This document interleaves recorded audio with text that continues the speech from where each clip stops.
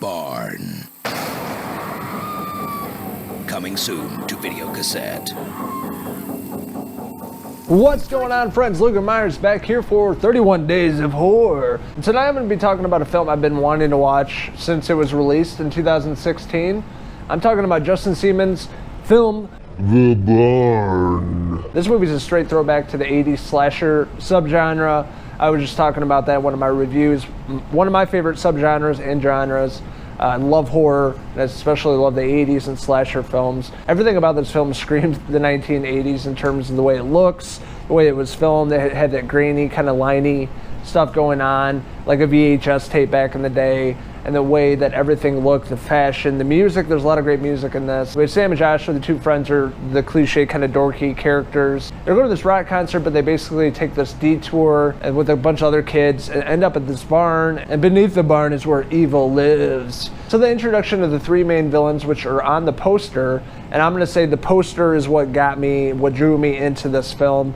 Been seeing it for 3 years now. The poster alone reminded me so much of growing up back in the day, you know, going to the video stores and just seeing, you know, the cover work on the VHS tape and not really having trailers or anything like that back then. You had to rent the movie based on the cover, and this just reminded me so much of that. And I love how they're doing a lot of marketing for horror movies now, you know, like collectibles and t-shirts, and then putting movies out on VHS, and you have like the collector's edition and a lot of things like that, and that's what they did with The Barn. It's really fantastic, and this is a movie I will probably end up buying. But the three main villains in the movie that are on the poster, the Boogeyman, which is probably my favorite of the creatures in this film. It's just something really unsettling about the way the creature looks. It's like a miner. It has like the miner helmet on with the light, super long hair, but the face is really creepy, it has long claws. And then you have Hollow Jack, which is like the pumpkin, and then we have the Scarecrow. And these are the three main villains, and they're pretty menacing in the film. There's some really excellent kill scenes in this movie. Again, great throwbacks to the 80s. Lots of blood, lots of guts, and lots of practical effects, which I absolutely love that aspect.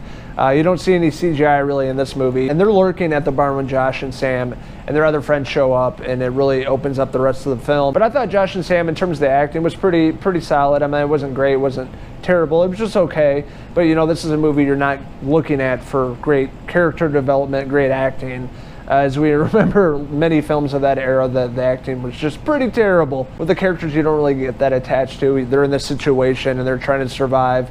And will they survive? Josh and Sam do kick some ass in this movie. There's some really great fight scenes.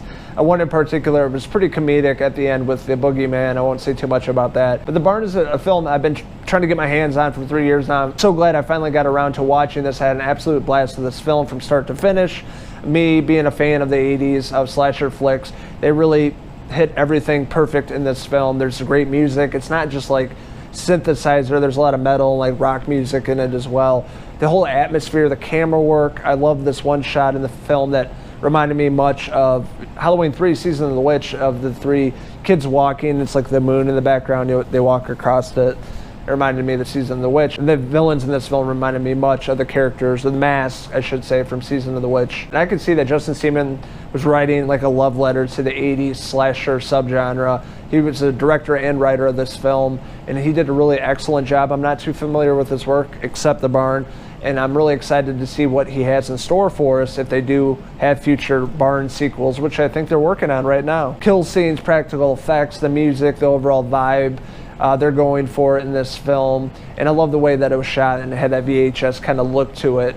Some of the characters were a little dry, but I thought the two main kids in the film were pretty good. So I'm going to give The Barn a 4 out of 5 Boogeyman hair pieces. So have you guys seen The Barn? What did you like about it? What didn't you like about it? Let us know in the comments below, and don't forget to hit subscribe. This is Logan Myerz signing out, my mates up here from The Barn.